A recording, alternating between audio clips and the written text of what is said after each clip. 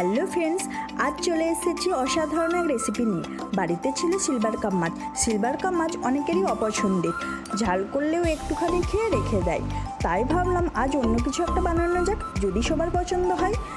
তাই বানিয়ে ফেললাম সিলভার কাপ মাছের ভাপা। তাহলে চলুন দেখে নিই। এখানে দেখুন আমি 3 পিস মাছ নিয়ে নিয়েছি, আপনারা বেশি নিতে পারেন। আমি 3 জনের জন্য বানাচ্ছি, 3 পিস নিয়েছি।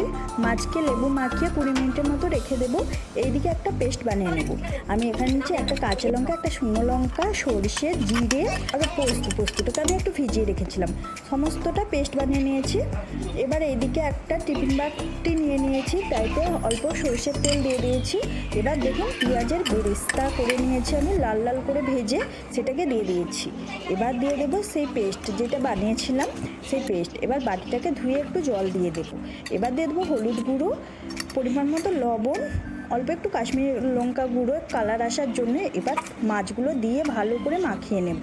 এবার উপর থেকে দিয়ে দেবো টমেটো কেচাপ, সেটাকেও ভালো করে মেখে নেব। এবার দিয়ে দেবো চেরা কাঁচা লঙ্কা, আর উপর থেকে ছড়িয়ে দেবো সরষের তেল। ব্যাস রেডি। এবার ঢাকা দিয়ে দেবো। এদিকে কড়াইতে জল ফুটতে দেবো। জলটা ফুটে গেলে আমি টিফিন বাটিটা বসিয়ে দেবো। এবার ঢাকনা দিয়ে লো টু হাই ফ্লেমে রেখে 30 মিনিটের মতো রেখে দেবো। ব্যাস 30 মিনিট পরে একটু ঠান্ডা করে নেব।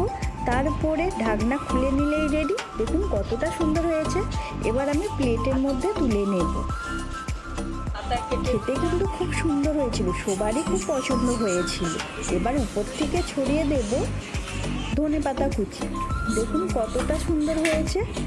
এবার আমি কেটে দেখিয়ে দেব।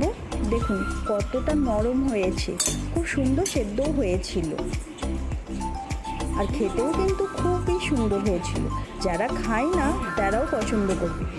ভালো লাগলে লাইক, শেয়ার, সাবস্ক্রাইব। বাই।